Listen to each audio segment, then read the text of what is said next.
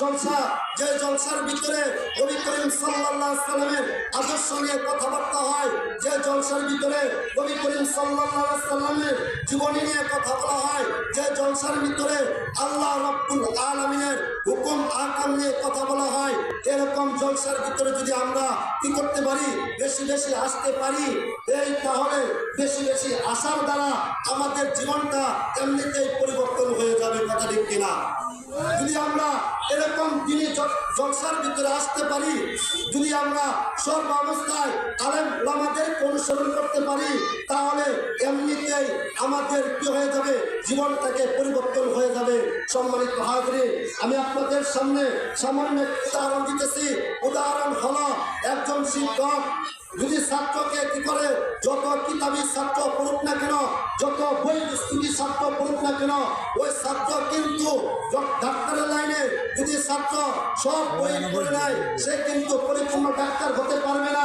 যতক্ষণ পর্যন্ত ওই ছাত্রটা তার শিক্ষককে, অর্থাৎ যে পরিপূর্ণ ডাক্তার, তাকে যতক্ষণ পর্যন্ত অনুসরণ না করবে, তাকে যতক্ষণ পর্যন্ত অনুসরণ না করে চলবে, যতক্ষণ পর্যন্ত তার যেভাবে সে কাজকর্ম করে, যেভাবে সে ওষুধ দেয়, যেভাবে সে অপারেশন করে, যদি এগুলা ওই ছাত্র কি করে, শুধু বই পড়ছে, কি করছে, বই পড়ছে, কিন্তু তার ডাক্তারকে অনুসরণ করে নাই, তার অনুসরণ করে নাই, সে যেরকমভাবে অপারেশন করছে ওই জায়গার ভিতরে সে কখনো যায় নাই, তাহলে সে বই পুস্তক পড়ে কখনো পরিপূর্ণ ডাক্তার হতে পারবে না, যতক্ষণ পর্যন্ত একজন ডাক্তারকে সে না অনুসরণ করবে।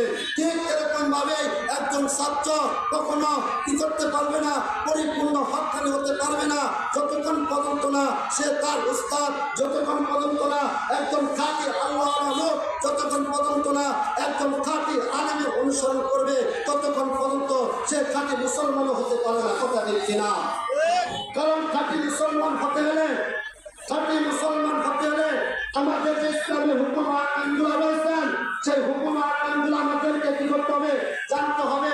আর এই হুকুম আইনগুলো জানার জন্যই একমাত্র আলেম ওলামাদের কাছে যেতে হবে, একমাত্র আলেম ওলামাদের কাছে যেতে হবে।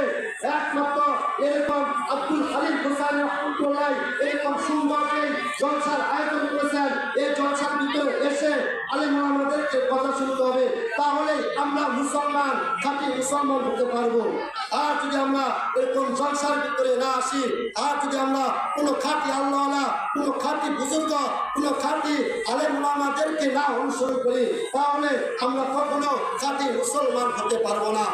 সম্মানিত উপস্থিতি, এই জন্য আমরা আল্লাহ রাব্বুল আলামিনের কাছে দোয়া করব, আব্দুল হালিম হুসাইন রহমতুল্লাহ আলাইহিকে উদ্দেশ্য করে রাসূল পাক সাল্লাল্লাহু আলাইহি ওয়াসাল্লামের কাছে দোয়া করব, যাতে আল্লাহ রাব্বুল আলামিন যতদিন আমাদেরকে জীবিত রাখেন, যতদিন আমাদেরকে জীবিত রাখেন, ততদিন যাতে আমরা এরকম বুজুর্গদেরকে ভালোবাসতে পারি, ততদিন যাতে আমরা আলেম ওলামাদেরকে ভালোবাসতে পারি, এমনকি ততদিন যাতে আমরা নবী করিম সাল্লাল্লাহু আলাইহি ওয়াসাল্লামের আদর্শ মোতাবেক আমাদের জীবনকে অতিবাহিত করতে পারি, সেই তৌফিক যাতে আল্লাহ পাক আমাদের সকলকে দান করেন। সকলে বলেন আমিন।